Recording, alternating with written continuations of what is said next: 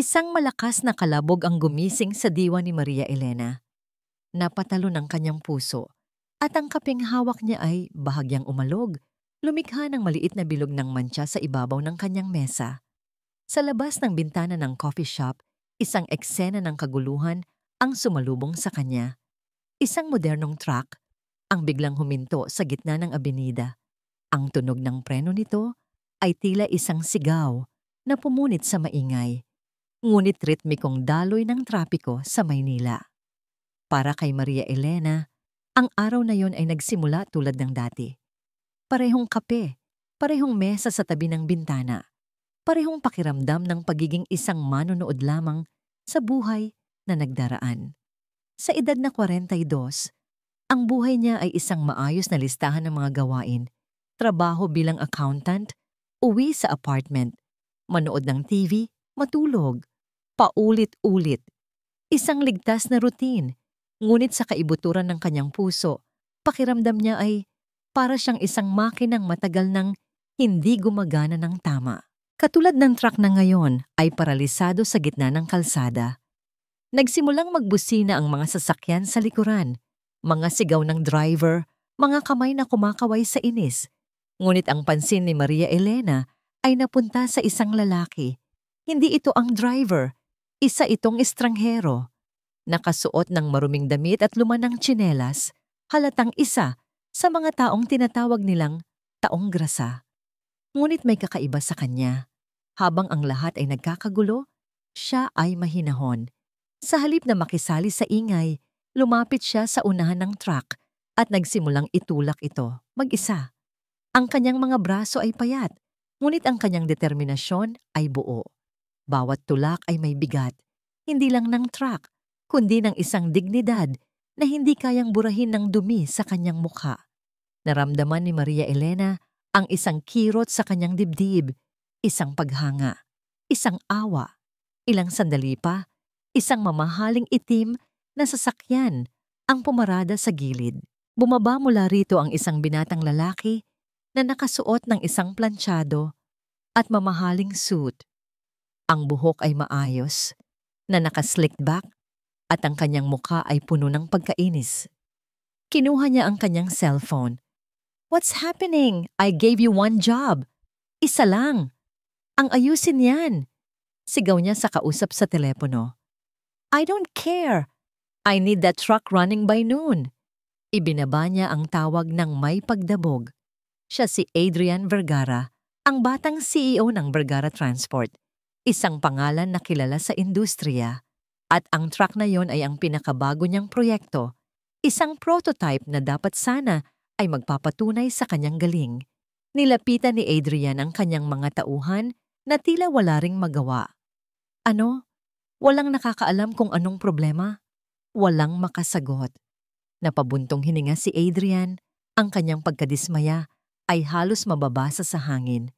Noon nagsalita ang estranghero na huminto sa pagtulak at lumapit ng bahagya sa makina. "Sir?" sabi niya sa isang mahinang boses, halos isang bulong. "Hindi po sa makina ang problema. Baka nasa injector timing." Napalingon si Adrian. Ang kanyang mga mata ay puno ng paghamak habang tinitingnan ng lalaki mula ulo hanggang paa. Isang ngisi ang gumuhit sa kanyang mga labi. "At sino ka naman para sabihin yan?" May panunuya sa boses ni Adrian. "Mekaniko ka ba? O baka naman isa ka sa mga nagnanakaw ng pyesa sa gabi?" Hindi sumagot ang estranghero. Tinitigan lang niya ang bukas na makina. Ang kanyang mga mata ay may kakaibang kislap. Isang talino na hindi bumagay sa kanyang pananamit. Nakita iyon ni Maria Elena. Hindi iyon ang mga mata ng isang simpleng pulubi. Iyon ay mga matang nangungusap, mga matang nakakaintindi. "Alam mo," dagdag ni Adrian habang dumudukot sa kanyang bulsa, "gusto mo lang siguro ng pera. Eto." Naglabas siya ng ilang lukot na pera, ngunit hindi niya ito iniabot. Sa halip, ibinato niya ito sa sahig, sa paanan mismo ng estranghero. Ang mga perang papel ay sumayaw sa hangin bago lumapag sa maruming semento. Ang ingay ng trapiko ay tila biglang humina sa pandinig ni Maria Elena. Ang tanging nakikita niya ay ang dalawang lalaki. Ang isa ay mayabang at makapangyarihan. Ang isa ay tahimik at inaapi. Ang estranghero ay yumuko, pero hindi para pulutin ang pera. Tinitigan lang niya ito. Pagkatapos, dahan-dahan niyang itinaas ang kanyang tingin at tumitig ng diretso sa mga mata ni Adrian Vergara. Walang galit, walang hiya. Tanging isang malalim, nakakapanagos na kalungkutan. Pagkatapos ng isang segundong, tila walang katapusan, tumalikod siya at nagsimulang maglakad palayo, papalubog sa dagat ng mga tao sa Maynila, na para bang isa lamang siyang anino. Naiwan si Maria Elena na nakatayo, ang kanyang puso ay tumitibok ng malakas. Ang kanyang kamay ay nakakuyom. Isang pamilyar na tinig sa kanyang isip ang nagsasabing, "Huwag kang makialam. Hindi mo yan problema." Ngunit isang bagong damdamin ang sumisigaw sa loob niya. Isang damdamin na matagal na niyang hindi naramdaman. Isang pagnanais na gawin ang tama. Hindi na nag-isip si Maria Elena. Ang kanyang mga paa ay kusang gumalaw. Bit-bit ang isang desisyon na hindi pa napoproseso ng kanyang utak. Hinabol niya ang direksyon kung saan naglaho ang estranghero. "Sandali lang!" Sigaw niya, ngunit ang kanyang boses ay tila kinain ng ingay ng abenida. Lumiko siya sa isang eskinita. Ang puso niya ay kumakarera. Ang pamilyar na amoy ng Maynila, pinaghalong usok, pagkain at alikabok, ang sumalubong sa kanya. Nakakita siya ng mga taong naglalakad, mga nagtitinda, ngunit wala ang anino ng lalaking hinahanap niya. Nakita niyo po ba yung lalaking, yung medyo matangkad, marumi ang damit? Tanong niya sa isang nagtitinda ng sigarilyo. Umiling lang ang lalaki. Bahagyang tiningnan si Maria Elena na para bang nagtataka kung bakit ang isang babaeng mukhang disente ay naghahanap ng isang taong grasa. Sumuot pa siya sa mas makikitid na daan, ngunit wala. Ang lalaki ay parang bula na naglaho. Isang multo sa gitna ng syudad. Napahinto si Maria Elena. Habol ang kanyang hininga. "Ano ba itong ginagawa ko?" Bulong niya sa sarili. Pakiramdam niya ay isa siyang hangal. Bakit niya hinahabol ang isang taong hindi niya kilala? Bakit siya nakikialam sa gulo ng iba? Ngunit sa tuwing ipipikit niya ang kanyang mga mata, nakikita niya ang mga mata ng estranghero. Mga matang nangungusap ng isang kwentong hindi niya maintindihan, ngunit nararamdaman niya ang bigat. Sa huli, sumuko siya. Binalikan niya ang gulo sa abenida. Nandoon pa rin si Adrian Vergara, mas mainit pa ang ulo kaysa kanina, habang ang kanyang mga mekaniko ay nakapalibot sa truck, mga nooy nakakunot sa pagkalito. Nakita ni Maria Elena ang pagkakataon. Ito na, ngayon o hindi na. Huminga siya ng malalim, inipon ang lahat ng natitirang lakas ng loob sa kanyang katawan at naglakad palapit sa aroganteng CEO. "Sir," panimula niya. Ang kanyang boses ay bahagyang nanginginig. "Excuse me po, sir." Napalingon si Adrian. Ang iritasyon sa kanyang mukha ay hindi maitago. Tumaas ang isang kilay niya nang makita si Maria Elena. "What now?" Mataray niyang tanong. "Pasensya na po sa abala," sabi ni Maria Elena. Pinipilit na maging kalmado. "Gusto ko lang po sanang sabihin." "Sir, baka po may punto yung tao kanina." Isang sandaling katahimikan ang namagitan. Tinitigan siya ni Adrian mula ulo hanggang paa. Isang tingin na nagparamdam kay Maria Elena na para siyang isang insektong sinusuri sa ilalim ng mikroskopyo. Pagkatapos ay isang mapanuyang tawa ang kumawala sa mga labi ni Adrian. "Ang alin?" "Yung pulubi?" tanong niya. Sapat na malakas para marinig ng mga taong malapit sa kanila. "Miss, accountant ka ba o ano? Anong alam mo sa makina?" Naramdaman ni Maria Elena ang pag-init ng kanyang mga pisngi. "At sino ka naman?" Dagdag pa ni Adrian, ang kanyang boses ay puno ng pangiinsulto. "Tagapagtanggol ng mga pulubi?" Sa gilid ng kanyang mga mata, nakita ni Maria Elena ang ilan sa kanyang mga katrabaho mula sa kabilang gusali. Naglalakad sila, papalabas para mananghalian. Nakita nila siya. Nakita nila ang eksena. Nagsimula silang magbulungan. Ang hiya ay tila isang kumot na bumalot sa buong pagkatao ni Maria Elena. Gusto niyang magpalamon sa lupa. Gusto niyang bawiin ang kanyang sinabi at tumakbo palayo. Ito ang eksaktong sitwasyon na palagi niyang iniiwasan sa buong buhay niya. Ang mapunta sa sentro ng atensyon, ang mapag-usapan, ang mapahiya. Ngunit nang magsalita siyang muli, nagulat siya sa sarili niyang katatagan. "Hindi po sa ganoon, sir," sagot niya. "Mas matatag na ngayon. Ang sa akin lang, wala namang mawawala kung susubukan. Paano kung tama siya?" Umiling si Adrian, tila hindi makapaniwala sa kanyang naririnig. "I have a team of 5 professional engineers here at wala silang makita. At maniniwala ako sa isang taong hindi man lang naliligo? Get out of here. You're wasting my time." Tumalikod na si Adrian sa kanya. Isang malinaw na senyales na tapos na ang usapan. Nakatayo lang doon si Maria Elena. Nakayuko. Ramdam ang mga titig ng kanyang mga katrabaho. Hindi niya sila magawang harapin. Naglakad siya palayo ng mabilis. Ang kanyang mga hakbang ay mabigat sa kahihiyan.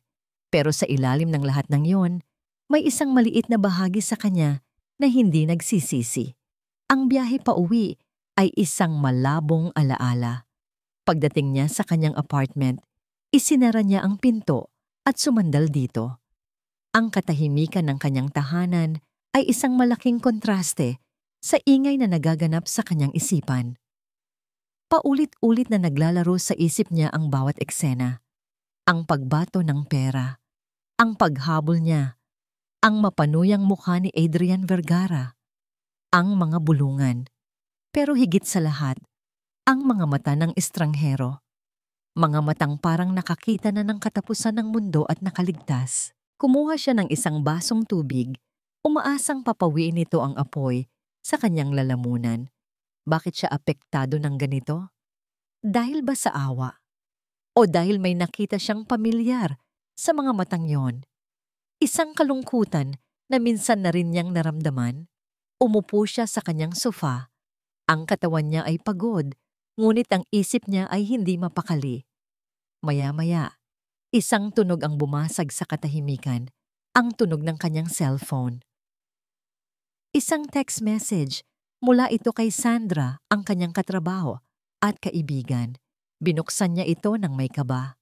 Ang mensahe, "OMG girl, nakita kita kanina. Kaaway mo si CEO Adrian Vergara. Viral ka na sa office group chat." Napahawak si Maria Elena sa kanyang bibig.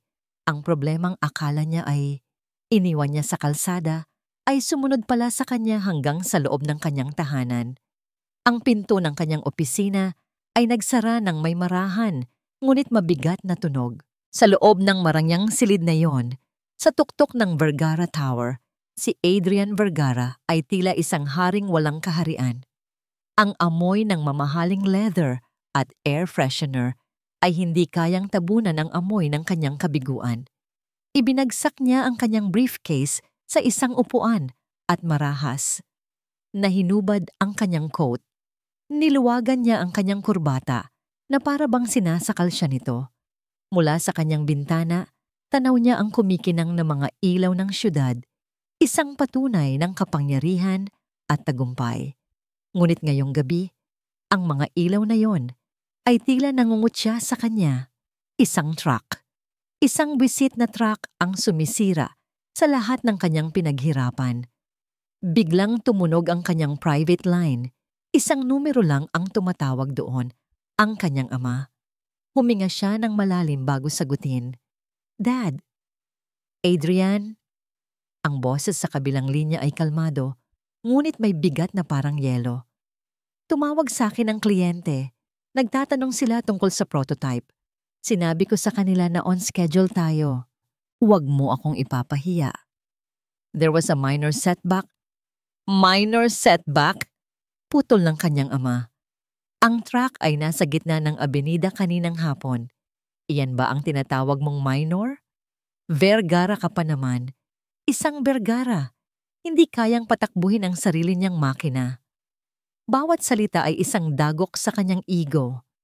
I'm handling it, Dad. Siguraduhin mo lang. Click. Ibinaba ni Adrian ang telepono nang may panggigigil. Napasuntok siya sa kanyang mesa. Ang sakit sa kanyang kamao ay walang-wala kumpara sa sakit ng kanyang pride. Buong buhay niya, sinusubukan niyang pantayan ng kanyang ama, ang alamat ng industriya, at ang proyektong ito ang dapat sana ay kanyang patunay. Naupo siya sa kanyang swivel chair at napahilamos sa kanyang mukha. Biglang pumasok sa isip niya ang eksena kanina. Ang babaeng accountant na nakialam at ang pulubi baka nasa injector timing. Isang hangal na hula mula sa isang hangal na tao. Pero bakit hindi ito maalis sa isip niya? Binuksan niya ang kanyang laptop at pinuntahan ang security feed ng kumpanya. Hinanap niya ang footage mula sa isa sa mga kamera nila na nakatutok sa kanto kung saan nangyari ang insidente. Ayun. Pinanood niya itong muli. Nag-zoom in siya sa mukha ng estranghero. Ang maruming mukha, ang magulong buhok, ngunit ang mga mata, nang tumingin ito sa makina, mayroon itong kakaibang focus. Isang klase ng intensidad na nakikita lang niya sa mga pinakamagagaling niyang inhinyero. Isinara niya ang laptop. Hindi siya mapakali. Hindi siya makakatulog hanggat hindi niya nakikita ang simbolo ng kanyang kabiguan. Kinuha niya ang susi ng kanyang kotse at umalis. Ang biyahe papunta sa company yard ay mabilis. Ang mga kalsada ng Maynila ay halos walang laman sa ganitong oras ng gabi. Pagdating niya, ang tanging ilaw ay mula sa mga poste ng Meralco na nagbibigay ng isang nakakatakot na anino sa mga nakahilerang truck at nandoon ito sa gitna. Ang kanyang prototype, isang madilim at walang buhay na piraso ng metal. Bumaba siya ng kotse at naglakad palapit. Ngunit habang papalapit siya, may napansin siyang kakaiba. Isang anino. Isang anino ng tao na nakatayo sa tabi ng truck. Kumuyom ang panga ni Adrian. Isang magnanakaw? Sa sarili niyang bakuran? Hoy! Sigaw niya. Ang kanyang boses ay umalingaw-ngaw sa katahimikan. Huli ka! Tumakbo siya palapit. Ngunit ang anino ay biglang gumalaw at naglaho sa dilim sa likod ng mga truck. Hindi na niya ito hinabol. Ang kanyang atensyon ay napunta sa truck mismo dahil may isa pang bagay na napansin niya. Isang bagay na imposible, isang mahinang ugong. Lumapit pa siya, hindi makapaniwala sa kanyang naririnig. Ang ugong ay nagmumula sa makina. Inilapit niya ang kanyang kamay sa hood. Mainit. Nanginginig ang kanyang mga kamay habang binubuksan ang pinto ng driver's side. Sumilip siya sa loob. Isinaksak niya ang susi at sa isang pihit, via Rome. Ang makina ay umandar ng perpekto. Walang kalog, walang ingay. Ang tunog nito ay malinis at malakas. Mas maayos pa kaysa noong bago ito. Napaatras si Adrian, gulat, nalilito. Sino? Paano? Ang multo ba na nakita niya? Ang kanyang mga mata ay nagsimulang maglibot sa loob ng sasakyan, naghahanap ng kahit anong kasagutan, at doon niya ito nakita. Sa ibabaw ng upuan ng pasahero, isang maliit, tupi-tuping piraso ng maruming papel. Kinakabahan niya itong kinuha. Binuksan niya ito sa ilalim ng sinag ng ilaw mula sa poste. Nakalagay doon ang isang guhit kamay na drawing, isang magaspang na sketch ng isang bahagi ng makina. May isang bilog na nakapalibot sa isang maliit na computer chip at isang arrow na nakaturo dito. At sa ilalim, mayroong sulat kamay na mensahe. Nguyang-nguyain, ngunit malinaw. Dito ang problema.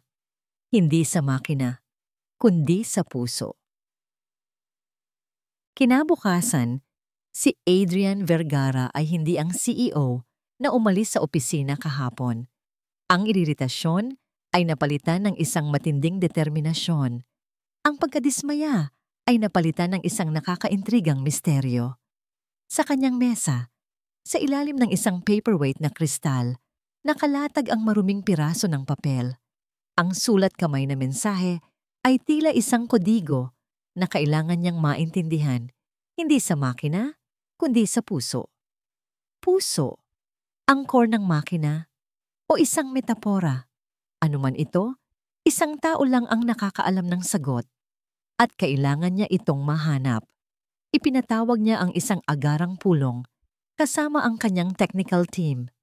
Ang 5 niyang inhinyero kasama ang kanilang department head na si Tadeo ay pumasok sa conference room na may halong kaba.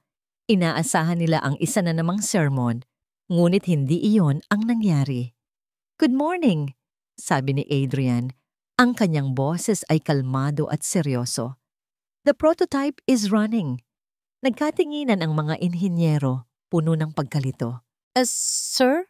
Yusal ng isa. "Pero paano po?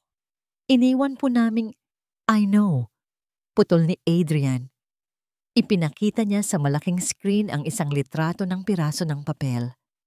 This note was left inside, at kung sino man ang gumawa nito, inayos niya ang sasakyan sa loob lang ng ilang oras, isang bagay na hindi ninyo nagawa sa loob ng 2 linggo. Katahimikan. Ang hiya ay malinaw na mababasa sa mukha ng mga nakababatang inhinyero. Ngunit si Tadeo, isang mas matandang lalaki na may manipis na bigote at mga matang laging tila may hinuhusgahan, ay tumawa ng bahagya. "Sir Adrian, baka nagkataon lang. Swerte kumbaga. Siguro may isang wire lang na maluwag at naibalik niya nang hindi sinasadya." Tinitigan siya ni Adrian. "Swerte, Tadeo. Ang isang tao sa kalye ay mas swerte kaysa sa buong team mo." "Ang sinasabi ko lang, sir, ay hindi tayo dapat magtiwala sa isang pulubi," sagot ni Tadeo. May diin sa huling salita. "We are professionals." "Kung ganon, kumilos kayo na parang professional," maring sabi ni Adrian. "Alamin ninyo kung anong chip ang tinutukoy dito. I want a full report by lunchtime." Dismissed. Isa-isang lumabas ang mga inhinyero, ngunit nanatili ang tingin ni Adrian kay Tadeo. Mayroong kakaiba sa reaksyon nito. Hindi pagkadismaya kundi pagtatakip. Nang mag-isa na lang siya, tinawagan niya ang kanyang pinagkakatiwalaang executive assistant na si Liza. "Liza, may ipapahanap ako sa'yo," sabi niya. Bumubulong na tila may kausap sa isang secret mission. Isang lalaki, taong grasa. Huli siyang nakita kahapon sa kanto ng abenida at may isa pa. Naalala niya ang babae. Ang matapang na accountant. May isang babae rin. Pinagtanggol niya yung lalaki. "Ipull mo lahat ng CCTV footage sa lugar na yon. Gamitin mo lahat ng resources natin. I don't care about the cost. Hanapin mo sila. At Liza, atin-atin lang to." Samantala, sa kabilang gusali, ang araw ni Maria Elena ay isang impyerno. Pagpasok niya sa opisina, naramdaman niya agad ang mga matang nakatutok sa kanya, sinusundan ng mga bulungan na biglang humihina kapag napapatingin siya. Sa pantry, nang kumuha siya ng kape, ang masayang kwentuhan ay biglang naging isang awkward na katahimikan. Ang group chat nila ay mas malala pa. May mga nag-send ng memes na may mukha niya at ni Adrian Vergara. May mga sticker pa na may caption na tagapagtanggol ng mga naaapi. Kaya naman sa oras ng pananghalian, sa halip na sumama sa kanila, nanatili siya sa kanyang desk at kinain ang kanyang baon na sandwich. Habang kumakain, hindi niya mapigilang isipin ng lalaki. Nasaan na kaya siya? Ligtas ba siya? Ang pera kayang ibinato ni Adrian, pinulot niya kaya? Ang kahihiyan niya ay napalitan ng isang mas malalim na emosyon, pag-aalala. Pagkatapos ng trabaho, sa halip na umuwi, dinala siya ng kanyang mga paa, pabalik sa lugar kung saan nagsimula ang lahat, ang kanto ng abenida. Lumapit siya sa isang matandang babae na nagtitinda ng yosi. "Ale, magandang hapon po. May itatanong lang po sana ako." "Ano yon, Ineng?" "May isa po kasing lalaki. Medyo may edad na. Madalas po ba ninyo siyang nakikita dito? Payat po pero mukhang malakas. Ngumiti ang matanda. Ah, si Ramon ba? Ramon. May pangalan pala siya. Opo, siguro po. Mabilis na sagot ni Maria Elena. Siya nga po siguro. Nasaan po kaya siya? Naku, ewan ko lang. Parot parito lang yan, sabi ng ale. Tahimik lang yan, pero mabait. Minsan, yung konting barya na nakukuha niya, binibili pa niya ng tinapay para sa mga bata dyan sa gilid. Lalong kumirot ang puso ni Maria Elena. Nagpasalamat siya at nagpatuloy sa paglalakad. Nagbabaka sakaling makita si Ramon. Ang paghahanap niya ay hindi na para lang patunayan na tama siya. Ngayon, gusto niya lang malaman kung maayos ang kalagayan nito. Habang kausap niya ang isa pang nagtitinda ng mani, isang makintab na itim na sasakyan ang biglang huminto sa tabi niya. Ang sasakyan ay sobrang gara at malinis, isang malaking kontraste sa maalikabok na bangketa. Bumaba ang bintana nito. At sa loob, nakatingin ng diretso sa kanya ay si Adrian Vergara. Miss David, sabi niya, ang kanyang boses ay hindi na galit, ngunit puno ng isang hindi maipaliwanag na intensidad. I believe you and I need to talk. Napatanga si Maria Elena. Sa lahat ng posibleng mangyari sa araw na yon, ito ang pinakahindi niya inaasahan. Si Adrian Vergara, ang aroganteng CEO, ay nasa harapan niya. Bumaba ng bintana ng kanyang mamahaling kotse na para bang sila ay nasa isang eksena sa pelikula. Sumakay ka, utos ni Adrian. Ngunit ang tono niya ay hindi na kasing angas ng dati. Mayroon itong bahid ng pangangailangan. Nag-atubili si Maria Elena. Ang isip niya ay sumisigaw ng huwag. Ngunit ang kuryosidad niya ay mas malakas. Ano ang kailangan nito sa kanya? Sumakay siya. Ang loob ng kotse ay malamig at mabango. Isang maliit na mundo na malayo sa ingay at alikabok ng abenida. Habang umaandar ang sasakyan, isang nakakabinging katahimikan ang namayani sa pagitan nila. Si Adrian ang unang bumasag dito. Hindi ko alam ang buo mong pangalan, sabi niya. Ang tingin ay nasa kalsada. Maria Elena David po. Miss David, sabi ni Adrian at lumingon ito sa kanya saglit. I was wrong. Ang tatlong salitang yon ay tumama kay Maria Elena na parang kidlat. Hindi siya makapaniwala sa kanyang narinig. Si Adrian Vergara nag-aamin ng pagkakamali. Inilabas ni Adrian mula sa isang compartment ang isang pamilyar na piraso ng papel. Ang maruming papel na may drawing. Iniabot niya ito kay Maria Elena. Someone fixed the truck last night and he left this, paliwanag ni Adrian. The man you were defending, he was right and I need to find him. Tinitigan ni Maria Elena ang papel. Ang sulat kamay ay magaspang, ngunit ang drawing ay detalyado at tumpak. Ito ay gawa ng isang taong alam na alam ang kanyang ginagawa. Ang puso niya ay napuno ng isang kakaibang saya. Hindi dahil napatunayan niyang tama siya, kundi dahil napatunayang tama siya. Ang estranghero. Kaya po ba, kaya niyo po ako hinanap? Tanong ni Maria Elena. Alam kong hinahanap mo rin siya, sagot ni Adrian. Nakita kita sa CCTV, baka alam mo kung saan siya matatagpuan. Umiling si Maria Elena.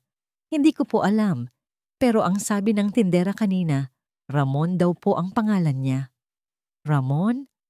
Ulit ni Adrian. Sa tulong ng ilang tawag ni Adrian at sa pagtatanong-tanong ni Maria Elena sa mga taong kalye, nakakuha sila ng isang posibleng lokasyon. Isang abandonadong gusali malapit sa ilog. Isang lugar kung saan madalas magpalipas ng gabi ang mga walang matuluyan. Pagdating nila doon, ang kapaligiran ay malungkot at tahimik. Iniwan nila ang kotse sa di kalayuan at naglakad sa loob ng madilim at luma ng gusali. Sa isang sulok, nakaupo ang isang anino. Si Ramon. Niyakap niya ang kanyang mga tuhod, nakatingin sa kawalan. Nang makita niya sila, ang kanyang mga mata ay nagpakita ng gulat na agad napalitan ng pag-iwas. Tumayo siya na para bang aalis. Sandali lang, pigil ni Adrian. Huminto si Ramon, ngunit hindi lumingon. Gusto kong mag-sorry, sabi ni Adrian. Ang kanyang boses ay umaalingaw-ngaw sa walang lamang espasyo. At gusto kitang bayaran para sa ginawa mo. Naglabas siya ng isang makapal na sobre. Doon lumingon si Ramon. Tinitigan niya ang sobre. Pagkatapos ay tumingin siya kay Adrian at ang mga mata niya ay nagpakita ng isang emosyon na hindi inaasahan ni Adrian. Hinanakit. Hindi ko kailangan ng pera mo, malamig na sabi ni Ramon. Lahat ng tao kailangan ng pera, giit ni Adrian, naguguluhan. Kung pera lang ang habol ko, sana pinulot ko na yung ibinato mo kahapon, sagot ni Ramon. Tumalikod na siyang muli. Nawalan na ng pag-asa si Adrian, ngunit si Maria Elena ay humakbang pasulong. Sir Ramon, malumanay niyang sabi. Ang paggamit niya ng sir ay nagpatigil kay Ramon. Dahan-dahan itong lumingon sa kanya. Hindi kanya hinahanap para sisihin, sabi ni Maria Elena. Ang kanyang boses ay puno ng sinseridad. Hinahanap kanya dahil kailangan kanya. Tinitigan ni Ramon si Maria Elena at sa isang saglit, ang pader na itinayo niya sa kanyang paligid ay tila nagkaroon ng siwang. Muling humakbang si Adrian, ngunit sa pagkakataong ito, hindi na sobre ang dala niya, kundi ang piraso ng papel. Ipinakita niya ito kay Ramon. Ito, sabi ni Adrian. I don't understand. My engineers don't understand. Anong ibig sabihin nito? Tinitigan ni Ramon ang sarili niyang gawa. Napabuntong hininga siya, isang tunog ng pagod at pagsuko. Lumapit siya at kinuha ang papel. Hindi nasira ang makina, paliwanag ni Ramon. Ang kanyang mga daliri ay dumudula sa drawing. Walang sira. Ang problema ay ito. Itinuro niya ang chip na kanyang binilugan. Ang control chip. Pinalitan ito. Pinalitan? Ang ano? Tanong ni Adrian. Ang isang chip. Na halos kapareho nito. Parehong specs, parehong itsura. Pero may isang maliit na pagbabago sa program. Isang command na nagsasabing, pagkatapos ng isang oras na pag-andar, magkakaroon ng random error sa injector timing. Minsan gagana, minsan hindi. Sapat lang para magmukhang depektibo ang makina, pero hindi sapat para madaling matukoy. Napatulala si Adrian. Pero, sino ang gagawa niyan? At paano mo nalaman? Dahil ang disenyong ito, sabi ni Ramon, at tumingin siya ng diretso kay Adrian. Pamilyar sa akin. Ito ay trabaho ng isang eksperto, isang taong may access sa original na blueprints ng makina, isang taong gustong isabotahe ka. Ang hangin sa loob ng abandonadong gusali ay tila bumigat. Ang isang simpleng problema sa makina ay naging isang mas malalim at mas madilim na konspirasyon. Sino ang may kakayahang gawin to sa kumpanya ko? Halos pabulong na tanong ni Adrian. Ang kanyang isip ay naglalaro sa mga mukha ng kanyang mga pinagkakatiwalaang empleyado. Tinitigan siya ni Ramon. Ang kanyang mga mata ay matalas at puno ng isang karunungan na nagmula sa mapait na karanasan. At sinabi niya ang isang pangalan na yumanig sa mundo ni Adrian. Hanapin mo kung sino ang may access sa original blueprint. Malamang siya rin ang nag-hire sa akin noon. Si Tadeo. Ang katahimikan sa loob ng kotse pabalik ay mas mabigat kaysa kanina. Si Adrian ay tahimik na nagmamaneho. Ang kanyang mga kamay ay mahigpit na nakahawak sa manibela. Ang kanyang isip ay malayo. Ang pangalang Tadeo ay umuulit-ulit sa kanyang utak na parang sirang plaka. Si Tadeo, ang kanyang pinakamatagal at pinakapinagkakatiwalaang department head, ang taong itinuring niyang kanang kamay. Posible ba? Si Maria Elena naman ay nakatingin sa labas ng bintana. Pinagmamasdan ang mga nagdaraang ilaw, ngunit ang kanyang atensyon ay nasa lalaking tahimik na nakaupo sa backseat. Si Ramon. Hindi sila umuwi. Dinala sila ni Adrian sa isang malinis at disenteng hotel. Dito ka muna magstay, sabi ni Adrian kay Ramon. It's not safe for you out there, lalo na ngayon. I'll take care of everything. Mag-usap tayo bukas. Nag-abot si Adrian ng susi at ilang pera para sa pagkain. Tinanggap ito ni Ramon ng walang emosyon, isang tango lang ang isinagot. Naiwan sa lobby si Maria Elena at Adrian. Ihahatid na kita, alok ni Adrian. Salamat po, sagot ni Maria Elena. Ang kanyang isip ay puno pa rin ng mga katanungan. Nang maihatid siya sa kanyang apartment, bago siya bumaba, nagsalita si Adrian. Miss David, Maria Elena, thank you. Kung hindi dahil sa'yo, hindi niya tinapos ang sasabihin, ngunit naintindihan ito ni Maria Elena. Sa loob ng kanyang hotel room, si Ramon ay nakatayo sa harap ng isang full-length mirror. Halos isang dekada na, mula nang huli siyang makakita ng sarili niyang refleksyon sa isang malinis na salamin. Ang nakita niya ay isang estranghero. Ang kanyang buhok ay mahaba at magulo. Ang kanyang balbas ay makapal. Ang kanyang muka ay payat at sunog sa araw, nililok ng kalungkutan at pagod. Ngunit ang mga mata niya ay pareho pa rin. Mga mata ng isang inhinyero. Mga matang nakakakita ng mga bagay na hindi nakikita ng iba. Naglakad siya papunta sa banyo at binuksan ang gripo. Ang maligamgam na tubig ay dumaloy sa kanyang maruruming kamay. Tinitigan niya ang kanyang mga kamay. Ito ang mga kamay na dating gumuguhit ng mga komplikadong disenyo, kumakalikot ng mga makina at yumayakap sa kanyang asawa. Biglang bumalik ang isang alaala.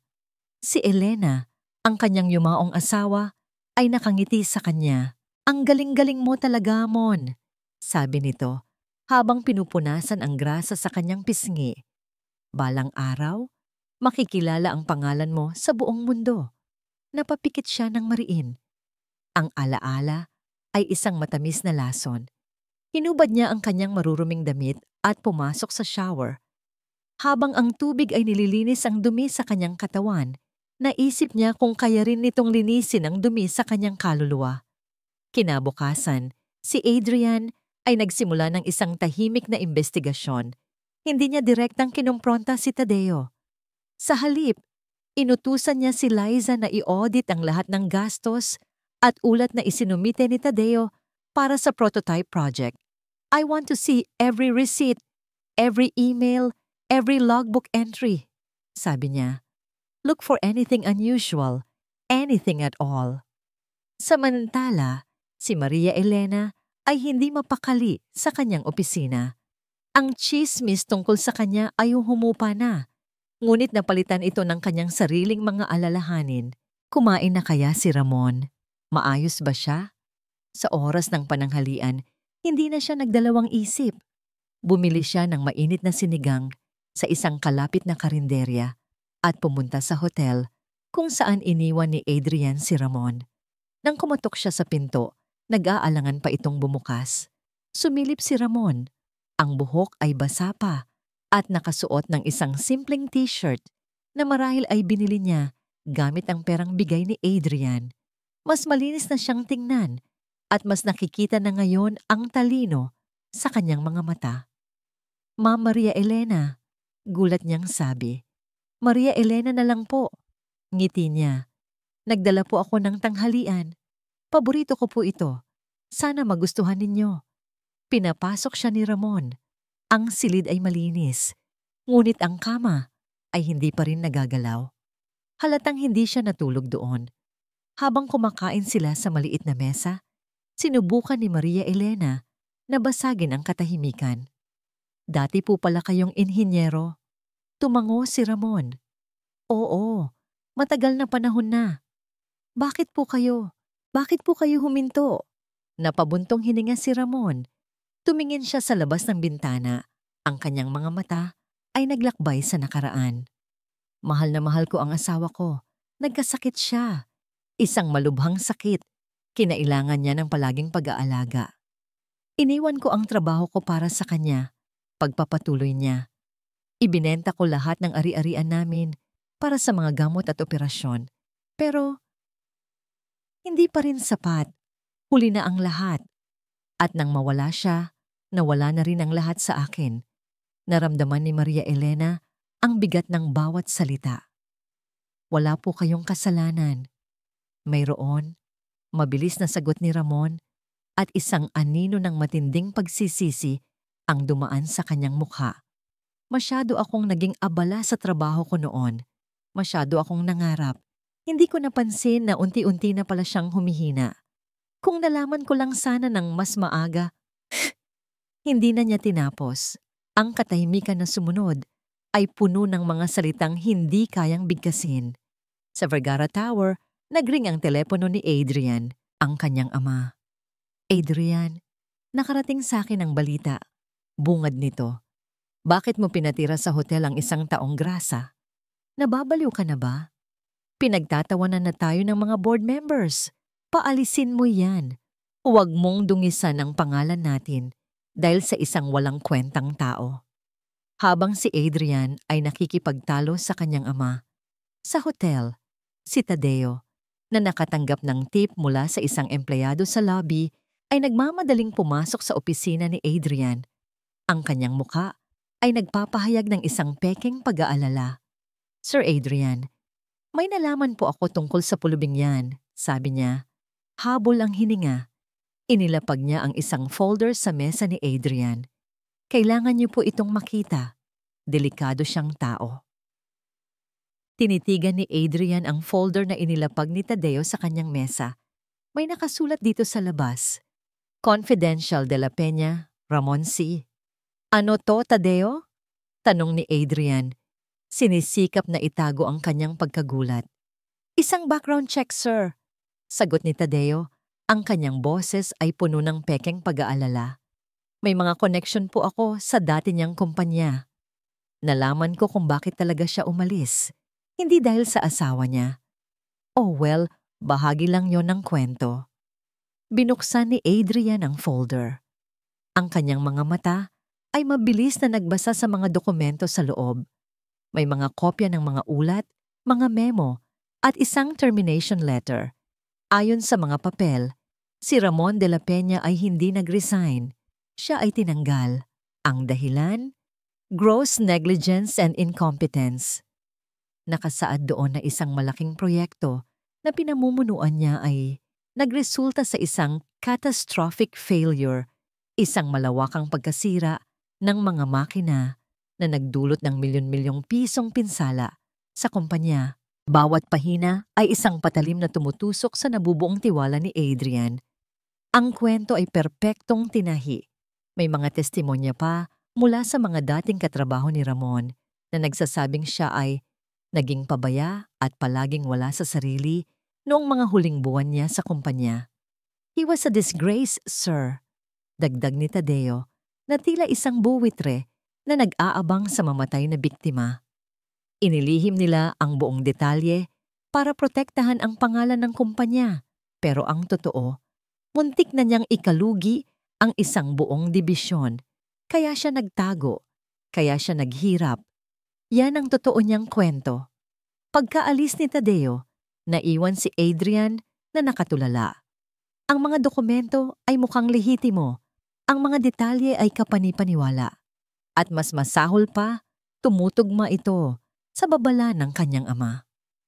Huwag mong dungisan ang pangalan natin dahil sa isang walang kwentang tao. Maaring tama sila. Maaari kayang ang pagtitiwala niya kay Ramon ay isang malaking pagkakamali. Samantala, sa accounting department, ang hangin ay tila mas malamig kaysa dati. Ang mga chismis ay bumalik, ngunit mas masama na ngayon. Narinig ni Maria Elena ang dalawang manager na nag-uusap sa pantry. Yung pinagtanggol ni Maria Elena? Yung pulubi? Inhinyero pala yun dati. Pero palpak. Tinanggal daw sa trabaho dahil may pinasabog na makina. Diyos ko. Buti na lang at nalaman agad ni Sir Adrian. Nabitawan ni Maria Elena ang kanyang tasa. Ang tunog ng nabasag na seramika ay umalingaw-ngaw sa sahig. kasabay ng pagkadurog ng kanyang puso. Hindi, hindi maaari. Pinulot niya ang mga piraso ng tasa, nanginginig ang kanyang mga kamay. Ang mga salita ay paulit-ulit sa kanyang isip. Palpak, pinasabog, delikado. Ang imahe ng mabait at malungkot na si Ramon ay nagsimulang maging malabo. Napalitan ito ng isang anino ng pagdududa. Paano kung totoo? Paano kung ang kabaitan na nakita niya ay isang maskara lamang? Ang tiwalang sinimulan niyang buuin ay unti-unting gumuho. Nang gabing iyon, pinuntahan ni Adrian si Ramon sa hotel. Hindi na niya ito tinawag na Sir Ramon. Ramon, sabi niya. Ang kanyang boses ay walang emosyon. Inilapag niya ang folder sa mesa. Kailangan kong malaman ang totoo. Nakita ni Ramon ang folder. Binuksan niya ito. Habang binabasa niya ang mga pahina, ang kanyang mukha ay dahan-dahang nawalan ng kulay. Ang kaunting pag-asa na nagsimulang sumibol sa kanyang puso sa nakalipas na 2 araw ay nalanta at namatay. Nakita niya ang lahat ng kasinungalingan na itinayo mula sa isang kalahating katotohanan. Oo, nagkaroon ng failure sa proyekto niya. Pero hindi dahil sa incompetence, dahil sa pagod, dahil sa stress, dahil ang isip niya ay nasa asawa niyang nag-aagaw buhay sa ospital. Isang pagkakamali lang yon, isang maliit na miscalculation, ngunit pinalaki ito para maging isang kasalanan ng walang kapatawaran. Tumingin siya kay Adrian. Nakita niya ang pagdududa sa mga mata nito, ang parehong paghuhusga na nakita niya sa mga mata ng kanyang dating mga boss. Naintindihan na niya, walang nagbago. Para sa mga taong tulad ni Adrian, siya ay palaging magiging isang pagkakamali, isang panganib. Salamat sa tulong mo, Adrian, sabi ni Ramon. Ang kanyang boses ay mahina, ngunit pinal. Pero hanggang dito na lang ako. Ano ang ibig mong sabihin? Ibig sabihin, tama ang ama mo. Tama si Tadeo. Tama silang lahat, sabi ni Ramon. Ang kanyang mga salita ay puno ng kapaitan. Isa lang akong problema. Hayaan mo na akong bumalik sa lugar kung saan ako nababagay. Bago pa man makasagot si Adrian, kinuha na ni Ramon ang kanyang lumang damit at naglakad palabas ng pinto. Iniwan ang isang nalilitong CEO sa gitna ng isang malinis na silid at isang magulong sitwasyon. Nang matanggap ni Maria Elena ang text mula kay Adrian na nagsasabing, "He's gone," naramdaman niya ang isang matinding panik. Lahat ng pagdududa niya ay biglang naglaho, napalitan ng isang malinaw na katotohanan. Nagkamali siya sa pag-aalinlangan. Nagmamadali siyang pumunta sa hotel. Ang kanyang puso ay kumakabog sa bawat hakbang. Ngunit huli na siya. Pagbukas niya ng pinto ng silid, wala ng tao. Ang kama ay malinis pa rin. Ang folder na puno ng kasinungalingan ay nakabukas sa mesa. At sa ibabaw ng kama, maayos na nakatupi, ay ang lumang jacket na ibinigay niya kay Ramon noong araw na una silang nagkita. Isang tahimik na pamamaalam. Napaluhod si Maria Elena sa sahig. Ang kanyang mga luha ay nagsimulang dumaloy. Pakiramdam niya, hindi lang si Ramon ang nawala. Nawala rin ang isang bahagi ng kanyang sarili na nagsimulang maniwala muli. Ang katahimikan sa loob ng hotel room ay masakit. Si Maria Elena ay nakaupo sa gilid ng kama. Ang kanyang mga kamay ay mahigpit na nakahawak sa lumang jacket ni Ramon. Si Adrian ay nakatayo malapit sa bintana, nakatalikod. Pinagmamasdan ang syudad na tila walang pakialam sa kanilang personal na drama. "This is my fault," basag ni Adrian sa katahimikan. Ang kanyang boses ay puno ng pagsisisi. Dapat hindi ako naniwala sa mga papel na yon. Dapat mas pinakinggan ko ang instinct ko. Hindi lang po kayo ang may kasalanan, mahinang sagot ni Maria Elena. Pinupunasan ng kanyang mga luha. Ako rin. Nagduda rin ako. Tumingin siya kay Adrian at sa unang pagkakataon, nakita niya hindi ang isang aroganteng CEO, kundi isang taong nalilito at nasasaktan tulad niya. Pero hindi pa huli ang lahat. Sabi ni Maria Elena, isang bagong determinasyon ang nabubuo sa kanyang dibdib.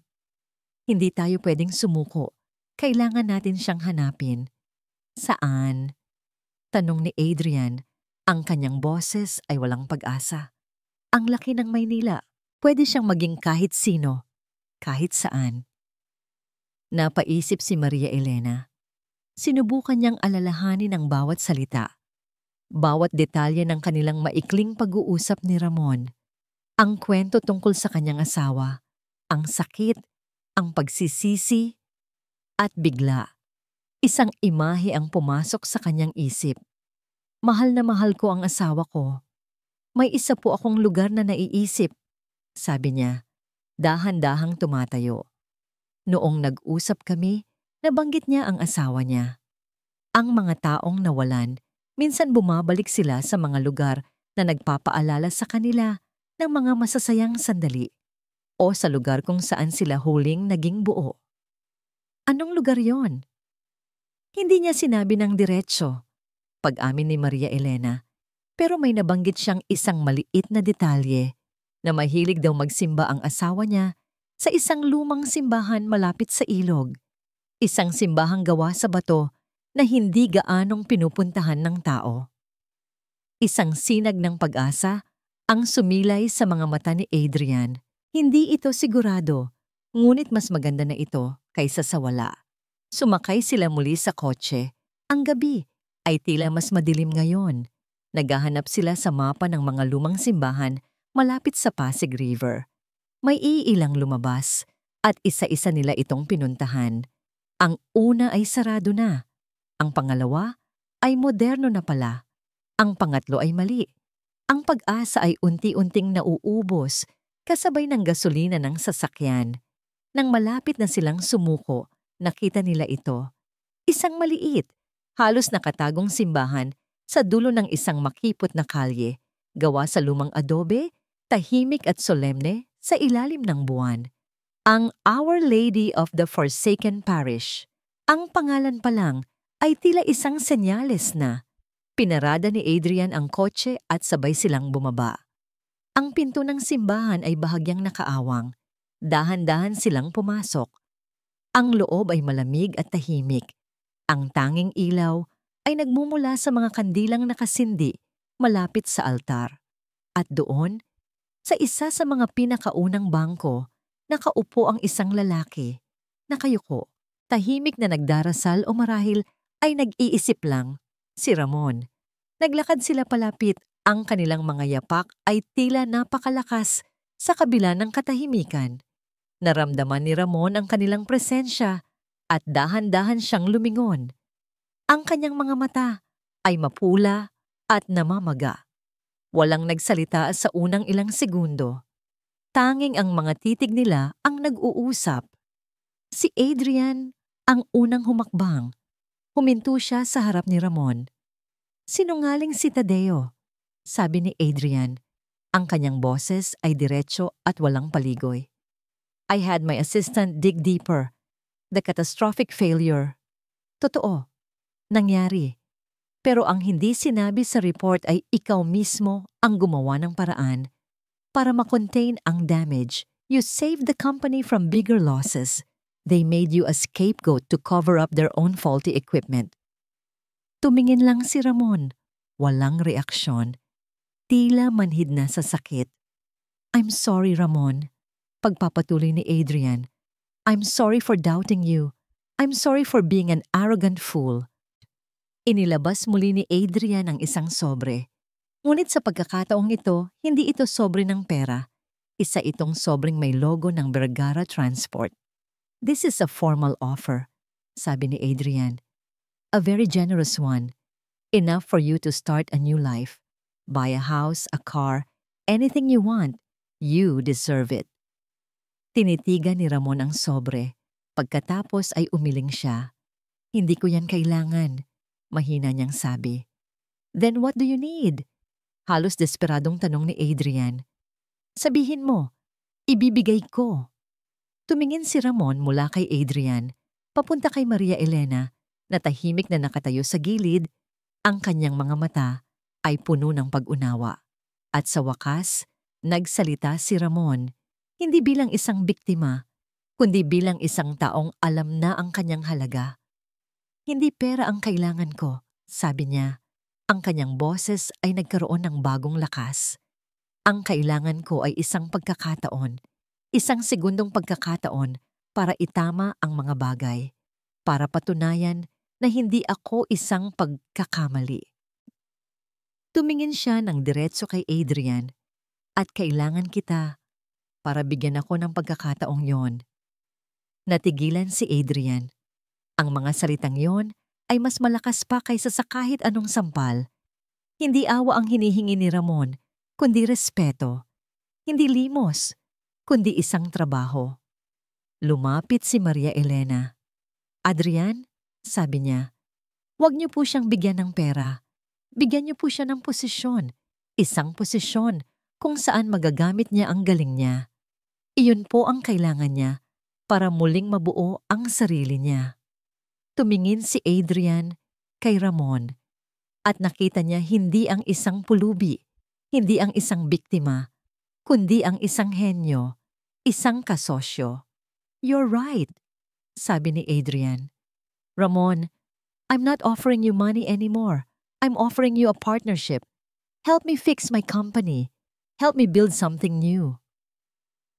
Tinitigan ni Ramon ang kamay ni Adrian na nakaabot sa kanya.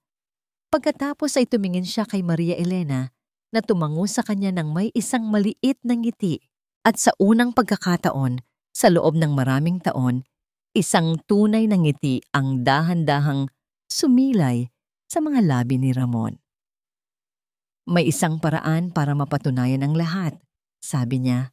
Ang kanyang mga mata ay may bagong kislap, pero kailangan nating painin si Tadeo. Ang conference room ay puno ng tensyon. Sa isang dulo ng mahabang mesa, nakaupo si Adrian Vergara. Ang kanyang muka ay isang blangkong maskara. Sa kabilang dulo, si Tadeo. Ang kanyang dibdib ay bahagyang nakaumbok sa pagmamalaki. Dahil sa mga kamakailang pangyayari at sa rekomendasyon na rin ng aking ama, panimula ni Adrian, ang kanyang boses ay malamig at opisyal. Napagdesisyonan kong magkaroon ng pagbabago sa liderato ng Project Phoenix. Tumingin siya sa paligid, sa mga mukha ng kanyang mga manager. Pagkatapos ay tumingin siya ng diretso kay Tadeo. Simula sa araw na ito, si Mr. Tadeo Gomez na ang mamumuno sa buong proyekto. Ang lahat ng desisyon ay dadaan sa kanya. Isang nangiting tagumpay ang hindi napigilang gumuhit sa mga labi ni Tadeo. Ito na. Ang matagal na niyang hinintay. Nagtagumpay ang kanyang plano. Tumango siya kay Adrian, isang kilos na puno ng pekeng paggalang. Makaaasa po kayo, Sir Adrian.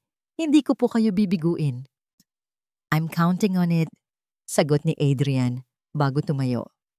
That's all? Magpatuloy na kayo sa inyong mga trabaho. Pagkalabas ni Adrian sa conference room, ang maskara sa kanyang mukha ay nawala. Napalitan ito ng isang matalas na focus.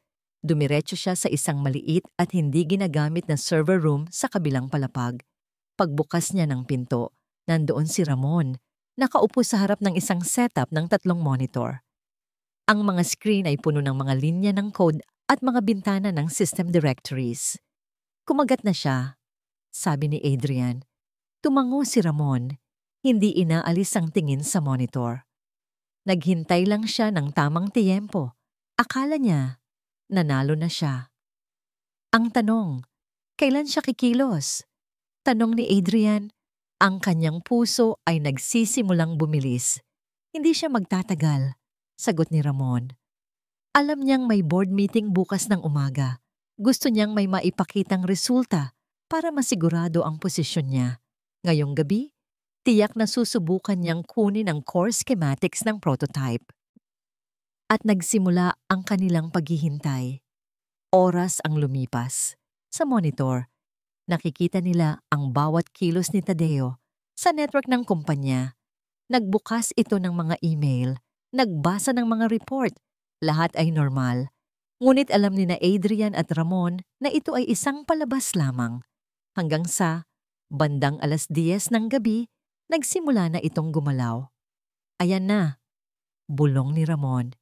Isang cursor ang gumalaw sa screen, nag-access sa isang folder na may markang Archived Old Projects. Isang folder na akala ng lahat ay limot na. Ngunit doon itinago ni Ramon ang isang digital copy ng orihinal na blueprint. Isang pain. Nakita nila kung paano sinimulan ni Tadeo na i-compress ang mga file. Pagkatapos, sinubukan niyang i-transfer ang mga ito sa isang external hard drive na nakasaksak sa kanyang computer. Ang software na ininstall ni Ramon ay tahimik na nag-record ng lahat. Bawat click, bawat keystroke, bawat byte na inililipat. "Got him!" sabi ni Adrian. Isang ngiti ng tagumpay ang unti-unting nabubuo sa kanyang mukha. Kinabukasan ang boardroom ay puno ng pinakamalalaking pangalan sa industriya. At sa dulo ng mesa, nakaupo ang ama ni Adrian, si Don Ricardo Vergara, isang lalaking bihirang ngumiti, at ang presensya pa lang ay sapat na para manginig ang sinuman. Si Tadeo, suot ang kanyang pinakamagandang suit, ay nasa gitna, nagpepresenta. Ipinapakita niya ang mga plano para sa bagong direksyon ng Project Phoenix. Ang kanyang boses ay puno ng kumpiyansa. At sa tulong ng aking bagong disenyo, sabi niya, habang papalitan na ang slide, sisiguraduhin kong ang Vergara Transport ay muling mangunguna. Saya. Tadeo, putol ni Adrian, tumatayo mula sa kanyang upuan. Lahat ng mata ay napunta sa kanya. "That's a very impressive presentation," kalmadong sabi ni Adrian. "But I think you forgot to show them your real project." Napakunot ang noo ni Tadeo. "Ano pong ibig niyong sabihin, sir?" Ngumiti si Adrian. "Liza, i-project mo ang screen ni Mr. Gomez." Bago pa man makagalaw si Tadeo, ang kanyang laptop screen ay biglang lumitaw sa malaking projector sa likod niya. At ang nakita ng lahat ay hindi isang presentasyon. Nakita nila ang isang window na nagpapakita ng isang file transfer mula sa Vergara internal server papunta sa isang drive na may pangalang T. Gomez Personal. Ang pangalan ng file, Project Phoenix Core Schematics Zip. Isang kolektibong paghinga ng gulat ang narinig sa buong silid. Ang kulay ay unti-unting umalis sa mukha ni Tadeo ni Teka, hop. "Hindi yan totoo. Na-frame up ako." "Talaga ba?" tanong ni Adrian. Ipinakita niya ang isang video recording, ang footage mula sa CCTV sa opisina ni Tadeo noong gabi. Malinaw na ipinapakita nito ang kanyang pagsaksak ng external drive at ang kanyang mga daliri na nagtatype sa keyboard eksakto sa oras na naitala ang file transfer. Hindi na nakapagsalita si Tadeo. Ang kanyang mundo ay gumuho sa harap mismo ng mga taong gusto niyang pahangain. Security. Mahinahon, ngunit may autoridad na sabi ni Adrian. 2 gwardiya ang pumasok at marahang hinawakan si Tadeo sa braso. Habang inilalabas siya, ang kanyang mata ay napako sa ama ni Adrian na nakatingin sa kanya nang may matinding pagkadismaya. Nang tumahimik na muli ang silid, bumukas ang pinto. Pumasok si Ramon. Malinis, nakasuot ng simpleng long-sleeve shirt at slacks. Tahimik siyang naglakad at tumayo sa tabi ni Adrian. Lahat ng mata ay napunta sa kanya. Ngunit ang pinakamabigat na titig ay mula kay Don Ricardo Vergara. Tumayo ang matandang Vergara. Dahan-dahan itong naglakad palapit. Hindi inaalis ang tingin kay Ramon. Huminto ito sa harap nilang dalawa.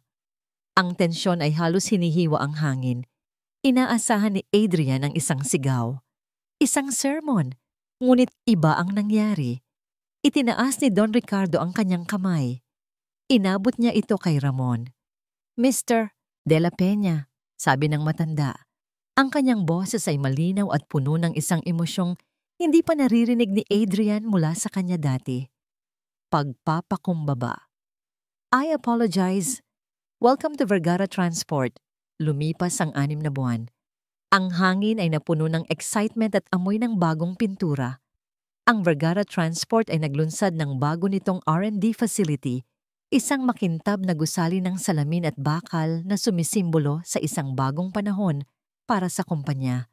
At sa puso ng lahat ng ito ay ang Phoenix Division.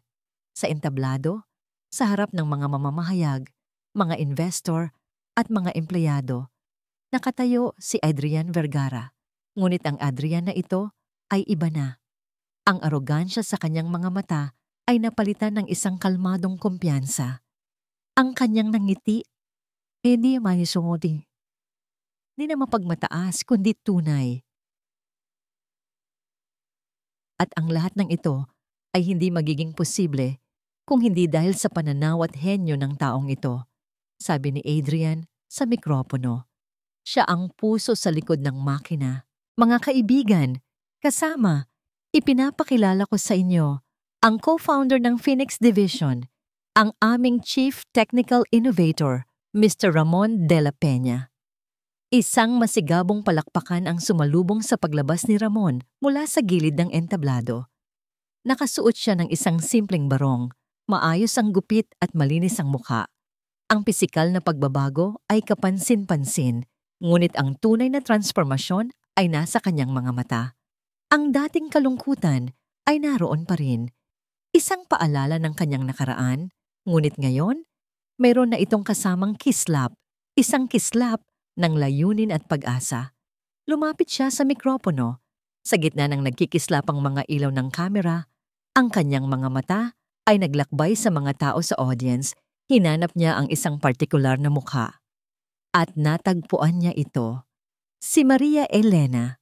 Nakatayo sa bandang likuran, malayo sa gulo, nakasuot ng isang simpleng bestida. Hindi siya empleyado ng Vergara Transport, ngunit siya ang personal na panauhing pandangal ni Ramon at Adrian. Nang magtama ang kanilang mga mata, isang maliit na ngiti ang namutawi sa labi ni Maria Elena.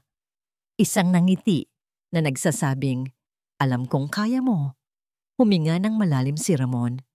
"Magandang hapon po sa inyong lahat." Panimula niya, ang kanyang boses ay mahinahon ngunit malinaw. Nagkwento siya, hindi tungkol sa mga komplikadong teknolohiya o mga projeksyon ng kita, kundi tungkol sa mga pangalawang pagkakataon. Minsan sa buhay natin, sabi niya, naliligaw tayo. Minsan, nadadapa tayo ng napakalakas at pakiramdam natin ay hindi na tayo makakabangon pa. Akala natin, iyon na ang katapusan. Ngunit ang natutunan ko sa nakalipas na mga buwan ay ito. Ang katapusan ay isa lamang pagkakataon para sa isang bagong simula. Nagpasalamat siya kay Adrian, hindi bilang isang boss, kundi bilang isang kaibigan na nagtiwala sa kanya. At pagkatapos, ang kanyang mga mata ay muling bumalik kay Maria Elena. At higit sa lahat, pagpapatuloy niya, ang kanyang boses ay bahagyang nanginig sa emosyon. Nagpapasalamat ako sa isang tao. Isang taong nakakita sa akin nung ako ay invisible. Isang taong nagtanggol sa akin nung ang buong mundo ay humuhusga. Salamat sa'yo dahil ipinaalala mo sa akin na ang halaga ng isang tao ay wala sa kanyang damit o sa laman ng kanyang bulsa, kundi sa kakayahan niyang tumayo matapos madapa. Hindi niya binanggit ang pangalan niya, ngunit alam ng lahat kung sino ang tinutukoy niya. Naramdaman ni Maria Elena ang pag-init ng kanyang mga mata. Isang butil ng luha ang pumatak sa kanyang pisngi. Luha ng saya. Pagkatapos ng seremonya, habang ang lahat ay abala sa pagkain at pakikipag-usap, lumayo sina Ramon at Maria Elena. Naglakad sila papunta sa isang maliit na hardin sa tabi ng bagong gusali. Ang ingay ng party ay unti-unting humina, napalitan ng lagaslas ng dahon at huni ng mga ibon. "Ang galing mo kanina," sabi ni Maria Elena. Ngumiti si Ramon. "Kinabahan ako." "Hindi halata." Biro niya. Tumigil sila sa ilalim ng isang puno ng kalachuchi. Tinitigan ni Ramon si Maria Elena. Ang kanyang mga mata ay puno ng isang emosyon na matagal na niyang hindi ipinakita kanino man. "Maria Elena," sabi niya, Hindi ko pa nasasabi sa'yo to ng maayos. Pero, salamat. Wala yon, Ramon. Hindi, giit niya. Dahil sa'yo, natuto akong patawarin ang sarili ko. Tinuruan mo akong tumingin muli sa salamin at makita ang taong dati ako at ang taong maaari pa akong maging. Dahan-dahan, iniabot niya ang kanyang kamay. Hindi ito isang kilos ng pagnanasa, kundi isang alok ng koneksyon, isang paanyaya. Nag-atubili si Maria Elena ng isang segundo. Ang pader na matagal niyang itinayo sa paligid ng kanyang puso ay naroon pa rin. Ngunit ngayon, may mga siwang na ito. At sa kabilang panig ng pader na yon, nakikita niya ang isang bagay na ligtas. Isang bagay na totoo. Dahan-dahan din niyang iniabot ang kanyang kamay at hinawakan ang kamay ni Ramon. Ang kanilang mga palad ay naglapat. Ang kanyang kamay ay magaspang pa rin sa ilang parte, isang paalala ng kanyang pinagdaanan. Ngunit ito ay mainit. At sa init na yon, naramdaman ni Maria Elena ang kapayapaan. Hindi sila nagsalita ng pag-ibig. Hindi pa. Hindi nila kailangan. Ang kanilang mga puso na parehong nasugatan ng nakaraan ay nagsisimula palang maghilom. At sa tahimik na harding iyon, sa ilalim ng mga bulaklak ng kalachuchi, alam nila na magkakasama nilang haharapin ang bawat bagong umaga. Magkahawak kamay, sabay silang naglakad, hindi nagmamadali, patungo sa isang bagong simula.